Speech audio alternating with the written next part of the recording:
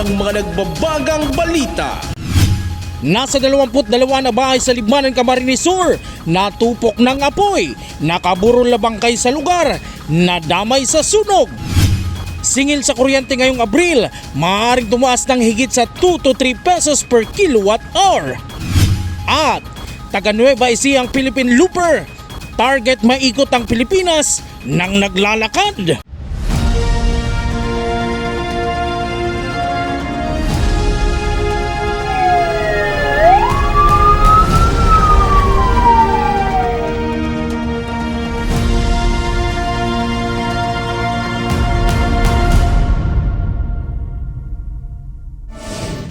Magandang gabi, narito ang mga may init na balita sa Camarines Sur. Nabulabog ng nagangalit na apoy ang mga residente sa Barangay Poblasyon, Libmanan, Camarines Sur kaninang madaling araw. 22 bahay ang nasunog sa insidente. Bangkay na nakaburol sa lugar, nadamay din sa sunog. Habang isa pang bahay nasunog din sa Kamaligan, Camarines Sur. May ulat si Eli Balbin. Naglalagablab at nagagalit na apoy ang gumising sa mga residente ng Zone 3 Barangay Poblasyon, Libmanan, Camarines Sur, Lunes na madaling araw. Sinubukan pa ng mga residente na mag-bucket relay para maapula ang apoy, ngunit baliwala ito dahil sa kapal ng sunog sa lugar. Sa drone video na ito, kita ang pag-apula ng mga tauhan ng Bureau of Fire Protection. Pasado alas 2 ng umaga nang sumiklab ang sunog sa Zone 3 Barangay Poblasyon, Libmanan, Camarines Sur. Ayon sa mga residente, nag-umpisa ang apoy sa second floor ng bahay. Nadamay din na nasunog, pati ang nakaburol. Ayon sa Bureau of Fire Protection Libmanan, pasado alas 4:20 na ng umaga nang maapula ang sunog na umabot na sa unang alarma. Lumalabas sa inisyal na investigasyon ng mga otoridad na kandila ang pinagsimulan ng sunog kung saan hindi bababa sa 22 kabahayan ang natupok habang 27 pamilya naman ang apektado sa sunog, habang nadamay sa mga natupok ang isang bangkay na nakaburol sa lugar. Karoon tayo ng investigation at nalaman natin na meron po tayong 22 families, o 22 houses, 27 families.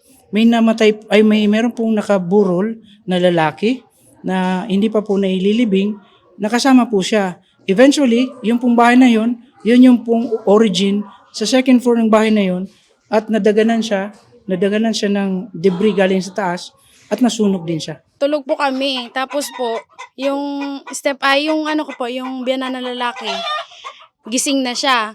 Kumain daw po siya. Tapos nung nag-CR siya, nakita niya doon sa may likod namin, may sunog na daw po. Alas 2 ng madaling araw, doon sa likod namin, sa patay po nag-umpisa yung sunog. Yun na. Tapos, nadamay na po lahat. Nagpaabot naman ng tulong ang isang grupo na nasa 20 sako ng mga damit ang ipinamahagi sa mga apektado ng sunog.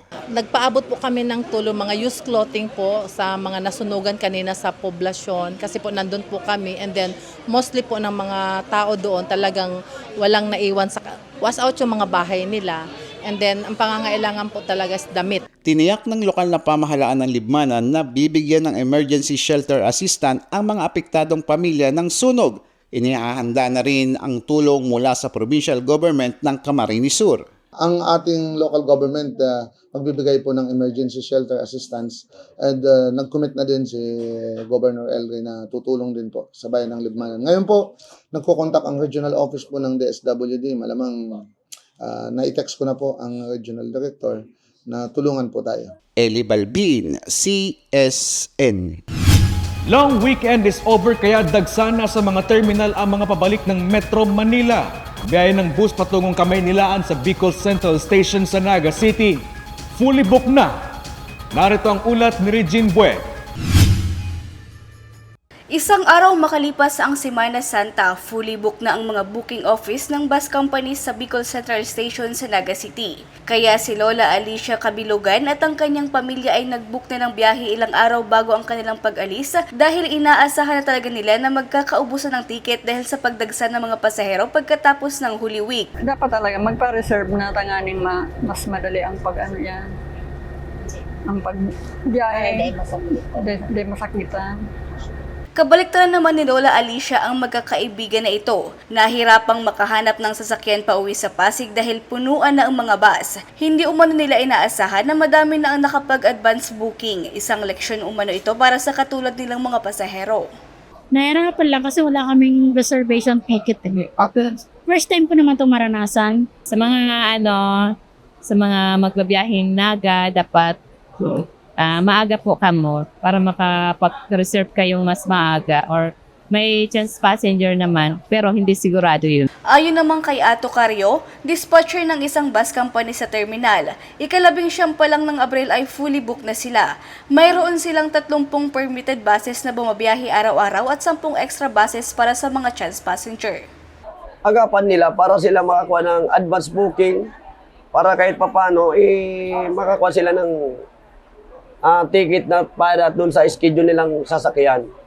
Ayon naman kay Generalist Bulocon, ang security officer ng terminal, mula Sabado ay nagsimula ng dumami ang mga pasahero at inaasahan nila na fully book ang mga bus companies hanggang ngayong weekend. Para lahat sa mga pasahero ang may bibigay ng Bicol Central Station ay dagdagan ang pasensya kasi mag-aantay tayo ng bus. Especially sa mga chance passenger kasi wala silang reservation.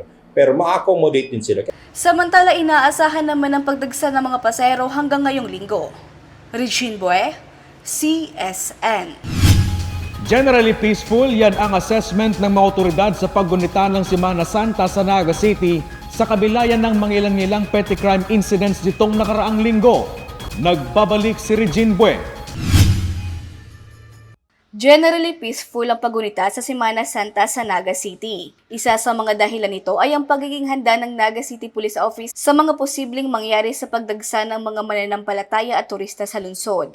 Maliban sa mga assistance desk na inilagay sa mga simbahan at estratehikong lugar, ay nagsagawa sila ng spot inspection at mas hinigpitan ang police visibility sa mga upper areas lalo na sa mga barangay na may mga tourist destination kagaya ng resort. So, before may latag po kita sa mga churches, may mga latag tayo sa mga places of worship. So, nag-shift po kita ang mga kaiba hospitalities so katapos po kami mga celebration diyan sa resort. Kasi we all know that, maraming bisita ni kahali sa iba-ibang probinsya, Manila and everything. So, minamaximize po nila yung time nila hindi sa Naga. Together with their family na pupunta po sila sa mga resort. So, ano po mangyayari sa hapon kung maipuwit ang checkpoint for that 2 days period. So siguro, mga puruling nagmotor, mga helmet, puro lahat. Samantalang may naitala naman na traffic accidents, thief incident at robbery ngunit nanatili pa rin na general peaceful ang pagunita ng Semana Santa dahil walang naitalang major fatalities at lahat ng insidente ay mga solved cases. Nagtayo kita ng 3 checkpoint along this highway from the upper barangay of Panikwason down to San Felipe. So naiwasan ako. We only monitor 2 accidents last Saturday. And we have only 6 vehicular accident, 1 may physical injury, but not fatality. Ano gusto sabihin ko? Naging successful po si deployment. We have 3 checkpoints along this highway and we also have 2 checkpoints that are being conducted by Police Station 6. Ini po itong sa banda, sa Kararayan, sa San Isidro. Kasi iba po dumalag ko. So, ang ina-anticipate man lang po, aside from nag-conduct kita ng traffic direction and control during this Holy Week period dahil maraming gulping naging prosesyon. So, naging mapayapa po, mayroong insidente. Regine Bue, CSN. Buhay na buhay pa rin ang nakagawiang salubong tuwing Easter Sunday. Makisilip tayo sa happenings itong linggo ng pagkabuhay sa ulat na ito. Tuwing linggo ng pagkabuhay, isa sa nakagawian ng tradisyon ng mga Romano-Katoliko ay ang salubong o ang tanda ng muling pagkabuhay ni Hesukristo. Isa rin sa mga inaabangan sa salubong ay ang mga Easter Angels kung saan nagkukyutan ng mga chikiting ang umaawit ng Alleluia. Sa St. Jude Tadeus Parish sa Naga City, naging makulay ang ginawang salubong kung saan inabangan ng mga mananampalataya ang mga cute na Easter Angels. Si Tiago Amadeus Moralio naman ang hinirang na Jubilee Easter Angel. Pagkatapos ng tradisyonal na tunton ay sinundan ito ng banal na misa na pinangunahan ni Most Reverend Rolando Tria Tirona, ang Archbishop Emeritus ng Archdiocese of Cáceres. Yan mga tugang ang pinagdaanan nato, 40 days, Holy Triduum, ngunit ang corona ang sa tong selebrasyon. Pagkatapos ng misa ay pinagsalusaluhan ng mga dumalo sa misa ang mainit na goto at pandesal. Namahagi rin ng Easter Angel ng mga pagkain at laruan sa nasa 200 na mga bata mula sa kapuk na San Milaor, Camarines Sur. Paalala ng Simbahang Katolika ang tunay na kahulugan ng pagdiriwang ng linggo ng pagkabuhay. So ini ang pinaka puso kang Semana Santa, napakatapos kang sa tong selebrasyon kang Semana Santa, ginigurumdum niya to na si Kristo na buhay liwat. Kasi nang sayang pagkabuhay, iyo ang nagpapatutuo sa satuya ng Diyos niya to buhay na nakikantabay sa satuya. Asinurog sa gabos, ini ang maugmang Domingo na kung sain pigigirumdum ta ng satong paratubos na buhay hali sa kagadanan, na buhay hali sa diklom pasiring sa liwanag, na dugod kitaman, magkaigwang dakulang paglaom siring kang pinahiling sa to ni Kristo. Chris Novello, CSN. Sa mga consumer ng Casureco 2, simulan na po ang paghigpit ng sinturon dahil maaaring tumaas ang singil sa kuryente ngayong buwan dahil mataas din ang demand sa kuryente. May ulat si Regine Bue. Ngayong panahon ng tag-init, lumalakas na rin ang demand o ang paggamit ng mga consumers sa kuryente para maibsan ang maalinsangang panahon. Kaya ang consumer na si Jerilyn Rebestual, maiintindihan niya di umano kung mataas ang bill na babayaran ngayong buwan. Maliban kasi sa aircon ay gumagamit pa siya ng electric fan dahil sa tindi ng init ngayon. As a consumer din naman, feeling ko rin naman, expected ko rin naman talagang malakas yung makukonsume ko sa kuryente, lalo na ngayon, sobrang init ang panahon. Tatlo ng electric fan nakatutok sa akin, it's not enough pa din.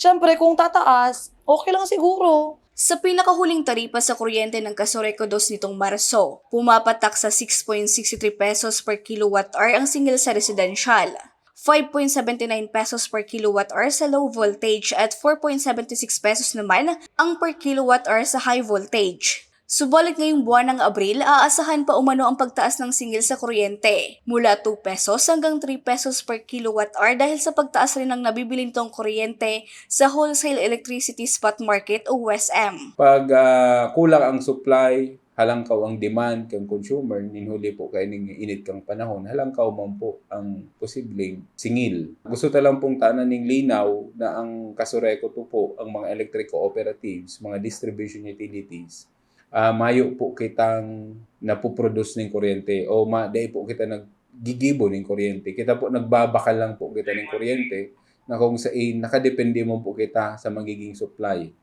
sa satuyang mga power suppliers and nakadepende si kantidad na mababakal ta.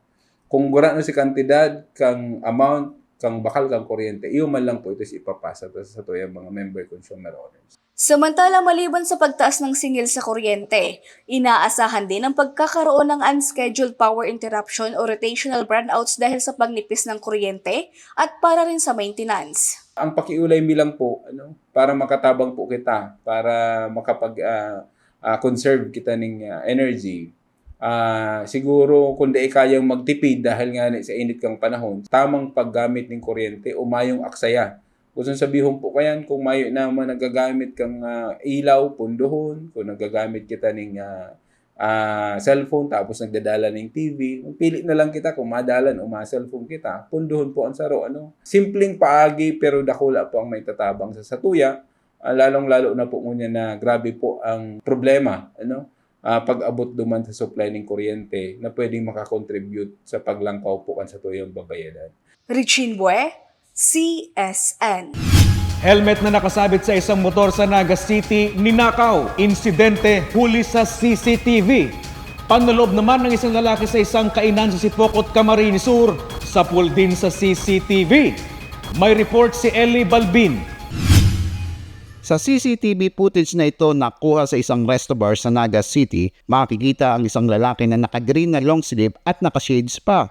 Maya-maya pa may kinuha itong helmet na nakasabit sa isang motor at umupo. Umalis ang lalaki sa motor at sinabit ang kinuhang helmet sa isa pang motor na kulay pula. Ilang segundo pa ang lumipas na ang lalaki dala na ang helmet na hindi naman pala sa kanya. Ayon sa uploader ng CCTV footage, pagmamayari ng kanyang katrabaho ang ninakaw na helmet. Hindi na nagpaunlak ng panayam ang biktima, ngunit inakala daw nito na prank lang na mawawala ang kanyang helmet. Kinituban daw ito nang makita ang nakuha ng CCTV na tumangay ng helmet na kanyang pinag-ipunan. Hindi na nai-report sa mga otoridad ang insidente, ngunit nagpaalala ito sa mga motorista. Duman po sa mga motorista na may transaction hindi sa kasentruhan ng Naga, kung lalo nakamotor tapos may helmet, kung pwede daron ng mga helmet, prone po yan or mainit sa mata yan kaya mga medyo mapagsamantalatang mga kairibay di sa Naga City. Minsan nga may mang planong magkuha, pero pagka nailinindang unattended ang sarong mahalagang bagay, so natitintaran sinda para makuha o makuha itong gamit mo doon. Samantala, sapul din sa CCTV ang pagnanakaw ng isang hindi pa nakikilalang lalaki sa barangay Taisan, Sipukot, Camarines Sur. Sa caught on the act na pagnanakaw, makikita ang paghahalugog ng sospek sa tindahan. Natangay ng sospek ang nasa 100 pisong benta ng naturang tindahan. Ninuban po ang aming kahit sa isang babaeng barangay Kagawad po dyan sa highway. Nakita po ang mukha pero hindi po pamilyar sa amin. Kaya nga po ang aming peace order, ang ano namin sa aming barangay, sa isang linggo 3 beses kami magparonda para po naman masawata din yung mga kawatan dyan na dumadaan sa highway. Kasalukuyang tinutukoy pa ng mga otoridad ang sospek na nasa likod ng insidente. Eli Balbin, CSN. Isang reticulated python o sawa ang na-rescue ng mga tauhan ng Bureau of Fire Protection sa Naga City. Ayon sa mga otoridad, higit kumulang 3 talampakan ang haba ng naturang sawa na nakuha malapit sa isang gusali sa Naga City nitong linggo, ika-20 ng Abril. Na-turn over na sa DNR Penro Camarines Sur ang sawa na isa sa ilalim sa pagsusuri. Sa ilalim ng DNR Administrative Order Number 2019-09, ang reticulated python ay isa sa species ng sawa na nanganganib sa kanilang uri. Lahat ng wildlife sa Pilipinas ay protektado ng Republic Act Number 9147 o mas kilala sa Wildlife Conservation and Protection Act. Kaya ang mga ganitong na-rescue ay nakatakdang ibalik sa kanilang natural habitat o sa wild. Bukas ang Commission on Elections o COMELEC sa mga reklamong ihahain laban sa mga kandidatong mapapatunayan ng kampanya nitong Semana Santa. Kandidatong lumabag dito, maharap sa disqualification ayon sa COMELEC. Narito ang report. Kahit walang na-monitor na kandidatong lumabag sa Omnibus Election Code dahil sa pangampanya kahit Semana Santa, partikular nitong Huwebes at Biyernes Santo, bukas pa rin ang COMELEC sa pagtanggap ng reklamo laban sa kandidatong di umano ng kampanya sa naturang mga araw. Ayon ito sa COMELEC Resolution Number 10999 kung saan mahigpit na pinagbabawal ang lahat ng uri ng pangampanya o partisan political activities sa Monday, Thursday at Good Friday. Ang anumang election campaign o partisan political party na kontra sa isang kandidato na labas sa campaign period ay pinagbabawal at maaaring maharap sa paglabag sa Sections 263 at 264 ng Omnibus Election Code. Pwede siyang ma-disqualify tapos violation pa kang Omnibus Election Code. Samantala, 95% ng handa ang COMELEC sa darating na May 2025 midterm elections. Nagpapatuloy ang pag-distribute ng ahensya ng mga voter information sheet habang inaantay pa ang pagdating ng mga balota at automated counting machine na gagamitin sa halalan. Nakahanda rin daw ang COMELEC na itest ang mga ACM at tiniyak na may espiritu oras na magkaproblema sa mismong araw ng eleksyon. Ang purpose ka ng FTS talaga para matesta na po si machine na nagpa-function po siya, may pong problema para on election day tuloy-tuloy na po ang satuyang voting. Tapos pero ikaw man kita mga contingency machine kung may mag-bulilasyon ng makina, pero tiwala mo ko sa makina tango niya dahil rented niya kang COMELEC, tapos bagong company ma-provide ito mirror systems, tapos mga brand new po brand new machines po. Kaya tiwala po ko na maging successful sa election gamit yung mga automated counting machine. Chris Novello, CSN. Tatlong hinihinalang rebelde ang nasawi sa nangyaring engkwentro sa Iligan City nitong Biyernes Santo, Abril 18. Ayon sa natanggap na ulat ng 42nd Infantry Brigade, nagsasagawa umano ng extortion activities ang mga rebelde sa Barangay Sagrada, kaya agad na naglunsad ng operasyon ng mga otoridad na nagresulta sa armed confrontation laban sa tinatayang 10 hinihinalang NPA rebels. Tumagal ng halos 20 minuto ang palitan ng putok na nagresulta sa pagkakasawi ng tatlong hindi pa nakikilalang membro umano ng NPA. Na-recover sa pinangyarihan ng insidente ang isang M16 rifle, isang M14 rifle, isang R4A3 rifle at iba pang personal na gamit. Kaugnay nito, muling tiniyak ng pamunuan ng 9th Infantry Division ng Philippine Army ang pagpapaigting pa ng seguridad lalo ngayong papalapit na ang midterm elections. Nagpaabot din ng pasasalamat ang pamunuan sa patuloy na pagsuporta at pakikipagtulungan ng publiko sa mga otoridad.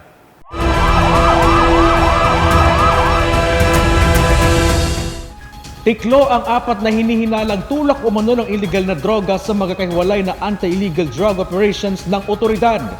Higit sa kalahating milyong hinihinalang shabu na recover sa isang operasyon. May ulat si John Amador. Huli sa isinagawang bypass operation ng San Fernando Police ang 2 hinihinalang tulak umano ng illegal na droga. Kinilala itong sina Alvin, 35 anyos at AJ, 22 na parehong residente ng Pamukid, San Fernando. Pasado 1:00 madaling araw ngayong Lunes, Abril 21. Nakuha sa kanila ang hinihinalang droga na tinatayang aabot sa 6.5 grams at may halagang aabot sa 44,200 pesos. Pasado 11:00 naman kagabi, Abril 20, huli rin ang isang 19 anyos na tulak din umano ng illegal na droga sa Barangay Sagrada, Minalabak, Camarines Sur. Nagkaigwa po kami ng operation Kabak Kasubanggi na nagresulta man po ni positibo sa pong lalaking 19 anyos na taga-Taban na si Operation Mi po na duman sa Barangay Sagrada, Minalabak, Camarines Sur. Igwa po kita sa nabakal din sa suspetsado, tapos igwa pa man po kitang naku ang pinaghihinalaang shabu sa iyang possession. Nitong April 18 o Biyernes Santo, tinatayang aabot sa 83 grams ang nakuha sa isang high-value individual umano sa pagtutulak ng droga na kinilala sa pangalang Mark Francis, 32 taong gulang ng Alimbuyog, Milaor, Camarines Sur sa operasyon ng Regional Police Drug Enforcement Unit 5 at Municipal Drug Enforcement Unit ng PNP Milaor. Positively naisagawa ang bypass operation mga bandang alas 11 po ng Banggi. Ng April 18, 2025. So, hindi po sa Barangay Alimbuyog. Nakuhanan mo po ini medyo dakula po ini. Ano po? Nasa estimated ilan ba lahat na grams? 3 pieces na malalaki. 3 pieces na malalaking heat-sealed transparent plastic sachets. Aabot sa 564,400 pesos ang halaga ng hinihinalang shabu na nakuha sa suspect. John Amador, CSN. Iba-iba ang paraan para maikot ang Pilipinas, ngunit ibahin nyo ang 48 anyos na lalaki mula Nueva Ecija dahil target nitong libutin ang buong Pilipinas ng naglalakad lang. Kilalanin natin siya sa ulat ni Eli Balbin. Maraming paraan para libutin ang Pilipinas. Pwede kang sumakay ng barko, eroplano o kahit gamit ang private vehicle. Ngunit ibahin nyo ang 48 anyos na si Ferdinand de la Merced na target ikutin ng Pilipinas na maglakad lang at pag-akyat ng bundok o hiking. Gagawa ng kasaysayan sa Guinness World of Records si Ferdinand de la Merced mula sa Talavera, Nueva Ecija at kauna-unahang magtatala sa world record sa hiking na maikot ang isang bansa. Andito ako ngayon sa Barangay Sigamot kung saan makikita nyo sa aking likuran ang Philippine Looper na si Ferdinand de la Merced kung saan nasa 72 araw na siyang naglalakad o mahigit 2 kilometro na ang nilakad niya para masungkit niya ang Guinness Book of Record. Yung kauna-una natin may itatala na hiking na may itatala natin sa Guinness World Record kasi yung Batanes to Hulo, yung lakad kasi itong ginagawa natin by foot tayo, Batanes to Hulo. Sinimulan niya ang kanyang paglalakbay nitong Enero 2 ng taong kasalukuyan at inumpisahan niya ang 0 kilometer sa Luneta at literal na Batanes hanggang Hulo Ampeg upang maikot ang Pilipinas. Naikot niya na ang ilang parte ng Luzon at umabot na din sa 2,000 kilometro ang kanyang nilakad at aabutin siya ng 1 taon bago niya ito matapos. January 2 ako nagsimula sa kilometer 0 natin sa Luneta. Ilang kilometers na ang tinakbo niyo, sir?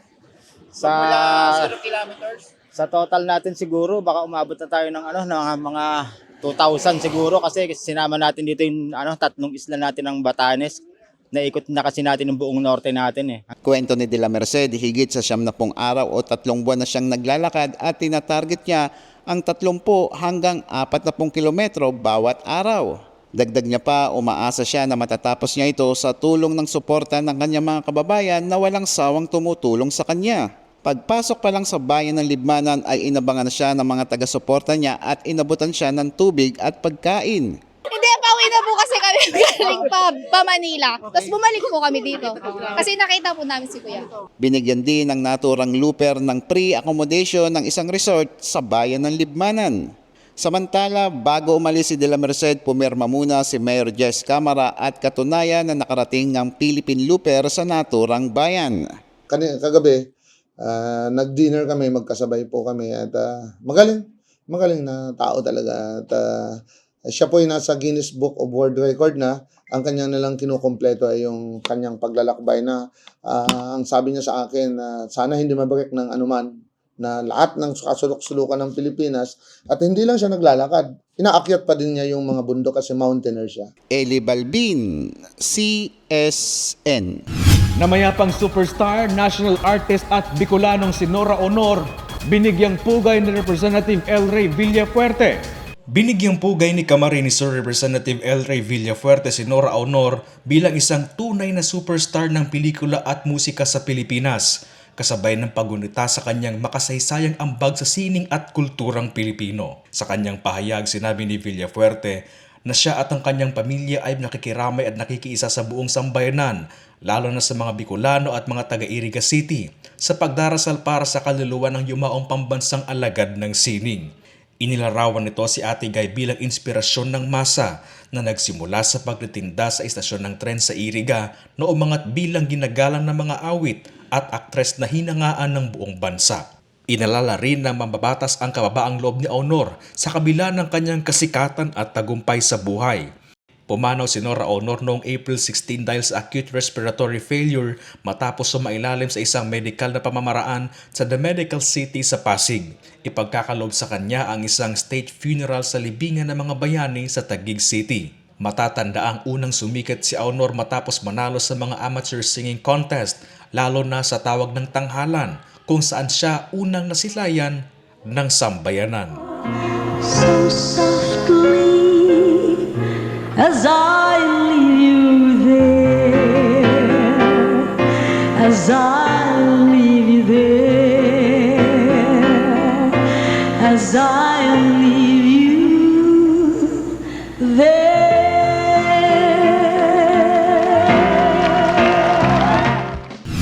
Matapos ang big-time rollback noong nakaraang Semana Santa, may mangyayaring pagtaas sa presyo ng mga produktong petrolyo simula bukas Abril 22.